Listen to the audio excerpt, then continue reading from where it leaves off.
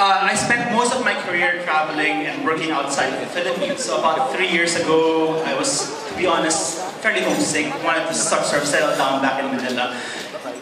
So I came back. I came back around 2012, and I had come from Singapore. And the first thing I noticed was broadband connection here was much slower. So I had to give up World of Warcraft. I had to give up like Dota, and I had so much more free time in my hands. At that time, my wife and business partner right now actually had sort of a hobby. We had a small, like a carinderia restaurant beside the parking lot. It was a 20-seater, maybe not that bad, but pretty close. We had a 20-seater sort of near here. It's actually just about a block or two from here, called Adobo Connection. And it had 20 seats, very small. We only had 5 million pesos in capital at that time. That was just 3 years ago to start the business.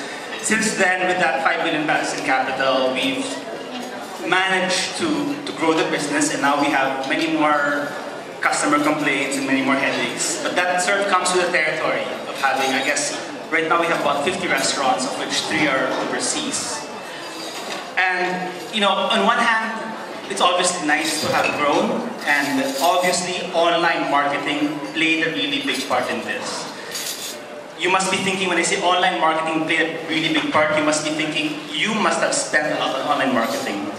You know, I'm Chinese, I spend little on everything. I'm super kuripot. So get that out of your mind. I wish I could tell you I'm Chinese and I'm a genius with business, but the fact is, we couldn't afford traditional marketing. We were forced into online marketing. Traditional marketing is a bit like the Death Star, right? It really gets the job done. But as small and medium enterprises, we're more interested in targeting that 1% of the population, 2% of the population who will buy from us, right? There's 100 million people in the Philippines. Google's talking about 50 million. I just want 50 customers, right? And I don't have to blow up a whole planet to get those 50 customers. And that's how sort of traditional marketing works. I'll give you an even bigger example, and I apologize to the group executives here if I say anything wrong. You know, Globe is a huge company, it's very successful, it's thousands, if not millions of times bigger than we are, right? But even they are shifting from traditional marketing to online marketing. This is despite their size, this is despite the fact that their logo looks like a Death Star. If they can't do it, what makes me think I can do it, right? Because the economics of traditional advertising just don't work for SMEs. Example, as SMEs, what we want to do is spend a little money. We really want to protect our cash, right? Because number one, it's our cash. Number two, we don't have much of it. So we want to spend our cash slowly and get the money back quickly. With traditional advertising, you're basically spending a lot of cash up front to produce stuff, to put it in media, and hope 2 or 3 years from now, you'll sort of get the returns on investment. They're okay with 15% internal rate of return.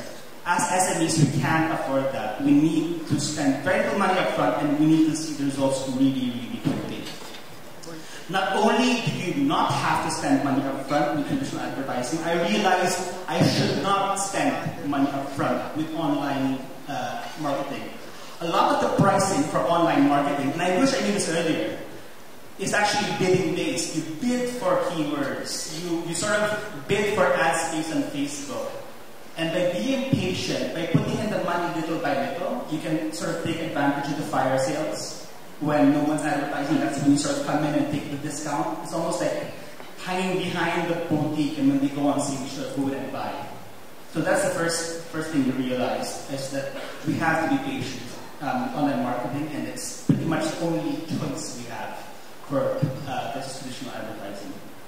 Now, if traditional advertising is like the Death Star, online marketing is more like Legolas. Now, I apologize to the men here. I did consider putting Jennifer Lawrence instead, but if you make a quick count, there are more women than men here.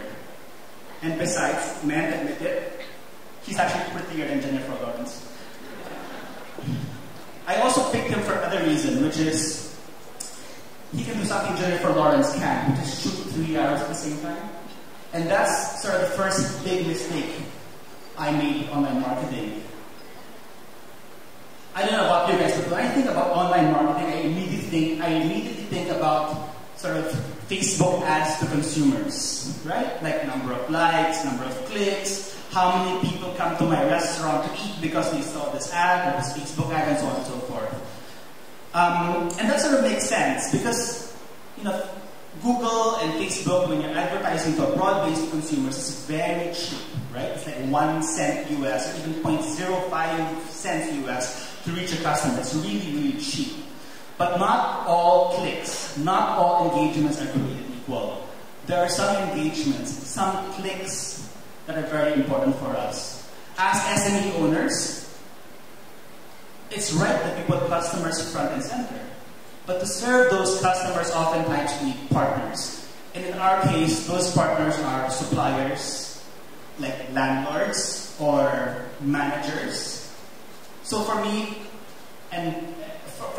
online marketing was not just about reaching consumers, but also reaching people like landlords and managers. That's what made us or makes us successful serving our customers. So that's sort of the first piece of advice I have to you. Think about your online audience holistically. It's not just about consumers. Now, how do you reach these people? The second mistake I did with online marketing was to underestimate the power of targeting. Let me give you an example, and I'm not sure you can read this. I mentioned that landlords or getting locations was very important for us, obviously. Ayala obviously has the best malls, the best place around. So, for example, to target an Ayala leasing manager, you can actually do this in Facebook. It's really scary. You can target people who work in Makati, 25 to 35 years old, coming from sort of top universities, who have the title of lead. You can't see it here, but they have the title. You can actually target even job titles. I want people who are assistant leasing managers, and leasing consultants. It's really scary. You can make, it's probably like 10 of those in the whole Philippines. And you can target them with Facebook. I'll give you another example. I mentioned that I'm going to stand here and block this thing here because I don't know who put it there. You can actually target certain kinds of managers or employees you want to hire. For example, we have stores in Calamba. With Facebook, you can actually target Calamba, in 10 miles of that, 20 to 29 years old, studied near there, who work in Chowking, Jollibee, McDonald's with the position of brand manager, assistant brand manager, management trainee. You can even specify that you want them to be interested in Legolas and the Death Star, right? You can target it to that level of detail. And you'll be shocked with what kind of groups you can find on Facebook, what kind of targeting you can find on Facebook.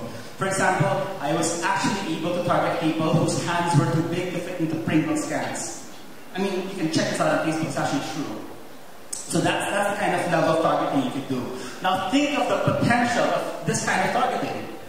You can be very specific about the kinds of consumers you want to talk to. You can be very specific about the kinds of suppliers you want to buy from or to sell or possibly to have partnerships with. You can even sort of send Facebook messages to your ex who unfriended you and block you through this kind of targeting. It's actually really, really scary. Now, I'm not trying to encourage you guys to have bad intentions. But speaking of intentions, that was one of the mistakes we did. That's actually the third mistake we did with online marketing, which is we were not very clear with our intentions at first. Let me just to make this real, since you guys seem to be lost with this concept, something you're familiar with. Who here has picked up or been picked up at a bar? Raise your hands. Who here is honest? Alright, good. You guys should be customer service reps. Good job, guys. Thank you.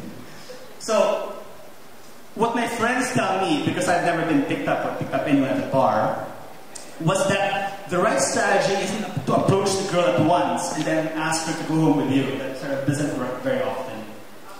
The right strategy, apparently, from what I heard, was you have to select the target, talk to them, make them interested in you, give you a phone number, get some details, and based on your age group, you either SMS them, WhatsApp them, Viber them, Snapchat them, or whatnot, based on in your age group. And then eventually you get them interested in you. And then you close the deal and bring them home. Right? That's sort of apparently the way to think about it. And the way we started thinking about business changed a bit. At first, what we were doing was immediately we would try to bring the customer home with us. We would sell them Adobo and Lumpia Shanghai and halo-halo at once. And that didn't really work. It's actually, I realized, quite annoying. People would dislike us because our whole Facebook page is full of these ads for ourselves. Right? It was the equivalent of going to a bar and immediately bringing them home. Apparently, there's 3 phases to online engagement. The first phase, and I just learned this today, this is very recent, is the zero moment. I don't know if you guys have heard of this zero moment. It's a mind-blowing concept. And that's actually the easy part of it. You just have to give money to Google and then make it happen for you. So I'm not going to talk about that part. The last part is the one that you guys are good at, which is closing the deal. Right? You guys would not have survived as SMEs if you could not close deals well. So I'm not going to talk about that either. I'm going to talk about the one in between. The brand building, the part where you make the guy or girl interested in you. And there's a few things we learned about that. You know, I talked about the Death Star a while ago and how traditional media was useless for SMEs like us. That's not really true. Once in a while, people give us free Death Stars. You know, it gets the job done and it's free, so what's there to complain about? Right? When we first started doing online marketing, we would do a lot of content ourselves. We would talk about Adobo, do a write-up, do random stuff, and it was very, very difficult. And we realized there's actually several things we could do to make the work easier. One of them was to just curate content, right? For example, for Adobo Connection, our target market is actually interested in the joys and pride of being Pinoy. So we would post or get articles from, you know, when Manila, Rappler, places like that, which talks about people feeling good about Pinoy, making people feel good about being Pinoy. And we would just repost that and just curate. So our audience, the 250,000 fans of our page, so to speak, would sort of trust us to bring them interesting content once in a while. And if they unfriended us, blocked us, and clicked us, then they'd sort of lose access to this content. So that's sort of the lowest level possible in terms of getting people engaged with the site. The second thing we did was to use the free Death Star. Once in a while, we get featured in national TV. In fact, it's happened to us about 3 or 4 times.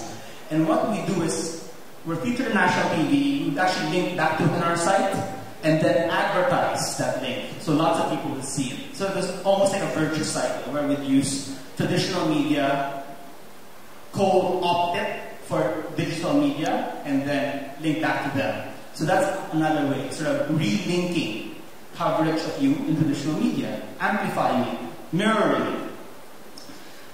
But once in a while, we need to be a bit more sophisticated and sort of ride issues to make it much more interesting for people to engage with. And we did that twice the last month, actually. In fact, we probably did 2 in the last 3 weeks, and I'd like to share 2 of them with you.